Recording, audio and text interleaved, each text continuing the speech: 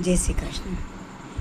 છાયા માતણ સંભૂતમ તમ નમામી શનિશ્ચર. આજે વાત કરીશું કાળપુરુષની જે ચક્ર છે તેમાં કષ્ટ જેવું નામ આપવામાં આવ્યું છે તેવા શનિદેવની વાત કરીશું. શનિદેવ આવે એટલે તેના પિતા સૂર્યને યાદ આવી જ જાય. સૂર્યને 2 પત્ની હતી, સંજ્ઞા અને છાયા. છાયાનો પુત્ર શનિ અને સમર્થિ હતો, જ્યારે સંજ્ઞાનો પુત્ર યમ હતો. છાયા હંમેશા પક્ષપાત કરતી હતી સંતાનોને રાખવામાં. એટલે એકવાર યમદેવતાએ છાયાને લાત મારી.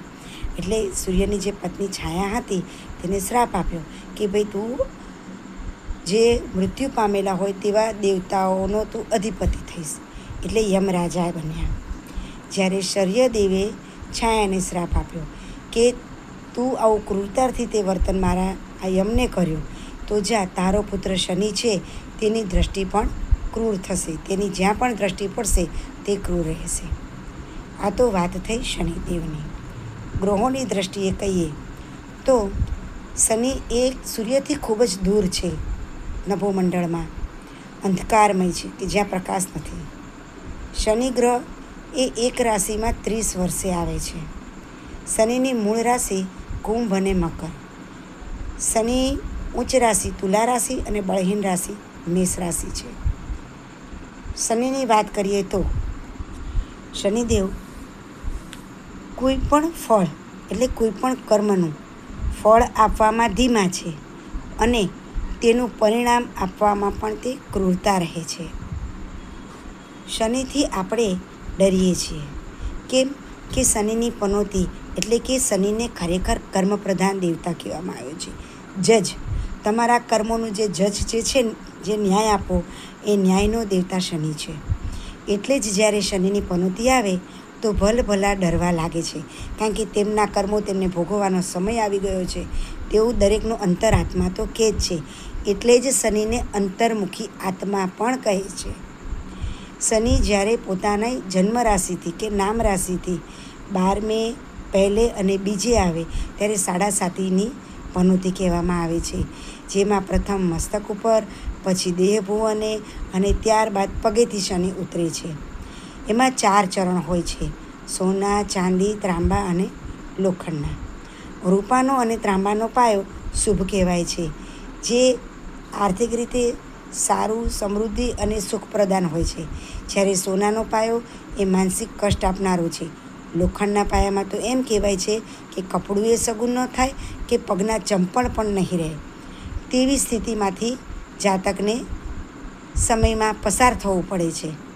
જ્યારે શનિની નાની પનોતી એમ કહેવાય છે કે જન્મ રાશિ, ચંદ્ર રાશિ કે નામ રાશિથી 4 કે 8મે જ્યારે શનિ આવતો હોય તો 2.5 વર્ષની નાની પનોતી કહેવાય, જે લોખંડના પાયે હોય છે. તે ઘણી જ કષ્ટકારક હોય છે. સામાન્ય રીતે કષ્ટકારક શનિની પનોતી એટલે કે ધંધા નોકરીમાં નુકસાન, આર્થિક નુકસાન, ગૃહ કલેશ, અપયશ, બદનામી, તમારે ગુનેગાર હોવા ન હોવા છતાં પણ તમે ગુનેગાર સાબિત થઈ શકો, તમે વિદેશ ગમન થાવ, મૃત્યુ પર્યંત પીડા પણ થઈ શકે છે, શારીરિક અને માનસિક તમને કષ્ટ પડે છે, સમાજમાં તમારી નામનાને દબ્બો લાગે તેવા કોઈ કાર્ય થાય છે, એટલે કે તમારી નામનાને બટ્ટો લાગી શકે છે. શનિ એ એવું છે ગ્રહ કે જો તમે ન્યાયની રીતે બહુ જ પ્રામાણિક હશો, કર્મનિષ્ઠ હશો, કર્મ પ્રમાણે ચાલતા હશો, ભગવાન શ્રી હનુમાનજીના સેવક તરીકે તમે હશો કે રામની ભક્તિમાં તમે લીન હશો, તો શનિની પનોતી તમને ઘણી જ ઓછી નડે છે. હા, વડીલોની સેવા પૂજા કરતા હશો તો પણ શનિ તમને ઓછી નડે છે.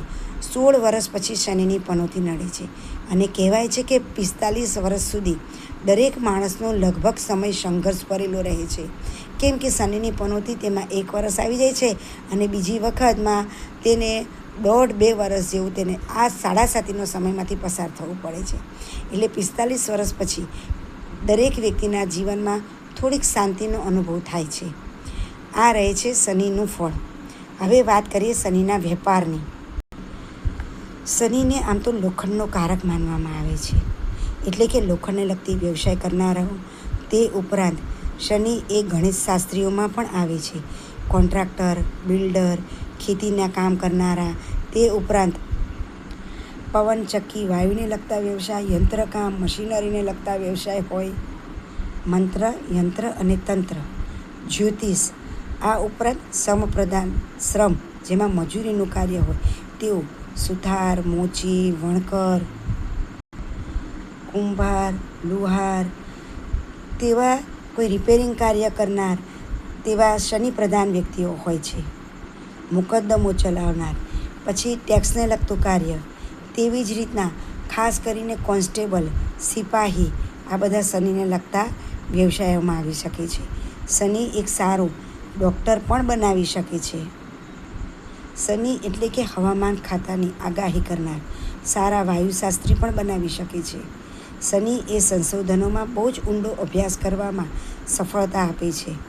તમારે જ્યારે કોઈ વિદ્યાર્થી વર્ગને કોઈ એવી પરીક્ષા આપવાની હોય કે જેમાં હરીફાઈ હોય, કે જેની લાઈફ માટે જરૂરી છે, જેમ કે નીટ, જીપીએસસી, યુપીએસસી, આવી એક્ઝામમાં શનિ ખૂબ જ ફળદાયક અને ખૂબ જ સારું ફળ આપવા માટે તેને ધોતક ગણવામાં આવે છે. વાત કરું અશુભ, શનિની અશુભ છે તે કેવી રીતના કહી શકો? તો જ્યારે શનિ અશુભ હોય તેના ઘરમાં સૌથી વધારે મેડિકલ ચાલતું હોય છે, એટલે કે દવાઓનો સૌથી વધારે ઉપયોગ તે ઘરમાં થતો હોય છે. લકવો થવો, પક્ષઘાત, સંધિવા, દાંતને લગતી તકલીફ પણ શનિ ક્યારેક આપે છે. તે ઉપરાંત શનિ કંજૂસ હોય છે, તેમજ લોભી વૃત્તિ, સ્વાર્થી, અસંતોષી, પોતાનો સ્વાર્થ, પોતાનું હિત પહેલાં જોનારા, આ બધા શનિ અશુભ હોય કે શનિ પાપગ્રહ સાથે હોય ત્યારે વધારે જોવા મળે છે. સ્ત્રીઓ પ્રત્યે તિરસ્કાર કરનારો હોય, ખાઉદરો હોય, ખૂબ અપશબ્દ બોલનારો હોય, તેવા શનિની અશુભ અસર કહેવાય છે. હા, શનિ ઘણીવાર ઘડપણમાં, વૃદ્ધાવસ્થામાં ઘણીવાર શુભ ફળ આપનાર પણ હોય છે. શનિનું જો કહ્યું તો જન્મકુંડળીમાં 4, 8 અને 12 શનિ શુભ ફળ આપતો નથી. એક જેલ જેવી યાતના, એટલે કે તમને એવી કોઈ જોબ આપે કે એવા કોઈ વ્યવસાય સાથે સંકળાયેલા હોય કે તમે સતત જેલ જેવું જ અનુભવી શકો, કે તમે તેમાંથી બહાર આવી ના શકો, તેવું શનિ ફળ આપે છે. હા, શનિ જો મકર, કુંભ કે તુલાનો હોય તો વિદેશ ગમનથી વધારે ફાયદો થાય છે. 4, 8 અને 12 શનિ હોય તો ખરેખર એવા વ્યક્તિને એવી સલાહ આપો કે તેને જન્મસ્થળ છોડી દેવું જોઈએ, તો તે વધારે સુખી થાય છે. શનિ એ સેવાનો ગુણ સૌથી વધારે રહેલો છે, એટલે જ્યારે 4, 8 અને 12 શનિ હોય ને એ સૌથી વધારે મેડિકલ લાઈનને લગતી સેવાઓમાં વધારે કામ આપે છે. શનિવારે શનિનો શાંતિપાઠ, શનિ સ્તવરાજ, તેમજ શનિનું દશરથ રાજાએ કરેલી શનિની સ્તુતિ, શનિનું કવચ. તે ઉપરાંત જો આ ના થઈ શકે તો શનિવારે ખાસ શનિનું દાન આપવું, જેમાં કાળા અડદ, તલનું તેલનું દાન અપાય છે. સરસિયાનું તેલ હોય તો શનિની જ્યાં મંદિર છે જ્યાં તેની જ્યોત હોય છે તેમાં તમે સરસિયાના તેલનો દીવો કરો. તે ના બની શકે તો તમે ઘરમાં પણ શનિનો સરસિયાના તેલનો દીવો કરો શનિવારે કે મંગળવારે, તો પણ શનિ એ શુભ ફળ આપનાર બને છે. શનિવારે ખાસ ચોથા વર્ગનું એટલે કે શુદ્ર જાતિના વ્યક્તિને દાનમાં કોઈ વસ્તુ આપો તો પણ શનિ શુભ ફળ આપનાર બને છે. શનિવારે એકટાણું કરવું, જ્યારે જેને ખાસ શનિની પનોતી ચાલતી હોય તો અડદનું પહેલાં જમી એકટાણું કરવું, ત્યારબાદ સાંજે મીઠા સાથે ફરાળ પણ લઈ શકાય છે. વયોવૃદ્ધને શનિ સૌથી વધારે સુખ આપનાર કહ્યું છે. શનિવારે તમે શનિનું ઘણીવાર યંત્ર ઘણા રાખે છે. પછી શનિદેવના જે શિંગણાપુરના છે શનિદેવ, ત્યાંથી તેને લગતી શનિદેવની મૂર્તિ જેવી કાળી પોટલી જેવું આપે છે. એ બાવલું પણ ઘણા ઘરમાં ઊંધું લટકાવતા હોય છે, ઘરની બહાર પશ્ચિમ દિશામાં. તે પણ શનિ ઘણાને શુભ ફળ આપનાર છે. શનિ હોવાથી ઘણીવાર ઘણા ઘોડાની નાળ પણ લગાવતા હોય છે, તો પણ શનિ શુભ ફળ આપે છે. પણ હું ખાસ એમ કહીશ કે શનિ જ્યારે તકલીફમાં તમને હો ત્યારે શનિનું જો ફળ તમારે શુભ જોતું હોય તો ખાસ અંધશાળામાં જઈ અને શનિવારે તમારા હાથે એવા 10 વ્યક્તિને જમાડો, જેમાં તમે ઘરેથી કોઈ એક મિષ્ટાન પણ બનાવીને જરૂર લઈ જાઓ અને જમાડો, તો તમારા કાર્યને લગતી કોઈ વ્યવસાયને લગતી કોઈ તકલીફ હશે તો તે દૂર થશે. આ વસ્તુ તમે પનોતી દરમિયાન, શનિની સાડાસાતીમાં, એ સિવાય શનિની મહાદશામાં પણ તમે કરી શકો છો. શનિ જો 10મા ભાવે કે શનિ પાપગ્રહ સાથે બિરાજમાન હોય તો પણ તમે આ કરી શકો છો. કોઈને નોકરીનો ભય હોય, વેપારમાં કોઈ ભય હોય તો પણ તમે આ ઉપાય કરજો.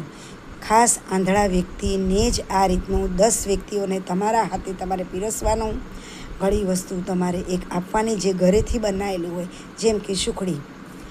એ સિવાય શનિનો રત્ન નીલમ તમે તર્જની પછીની બીજા નંબરની આંગળી જમણા હાથમાં તે 5, 7, 9 કે 12 રત્નો ધારણ કરો.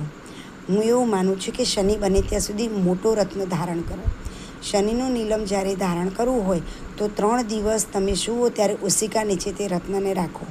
ત્યારબાદ તમને સ્વપ્નમાં શું થાય છે, તમારા દિવસ કેવો જાય છે, પછી તે રત્નને તમે જડાવી અને જાપ કરી તેના 96,000 જાપ કળિયુગ પ્રમાણે કરવાના અથવા બ્રાહ્મણ પાસે કરાવો અને ત્યારબાદ તેને ધારણ કરો તો શનિ તમને શુભ ફળ આપનાર બને છે. શનિ જો કેન્દ્ર અને ત્રિકોણનો માલિક હોય તો તમને અવશ્ય શનિ શુભ ફળ આપનાર રહે છે. આજે શનિ વિશે આટલું જ કહીશ. વિશેષ ફરી ક્યારે. જય શ્રી કૃષ્ણ.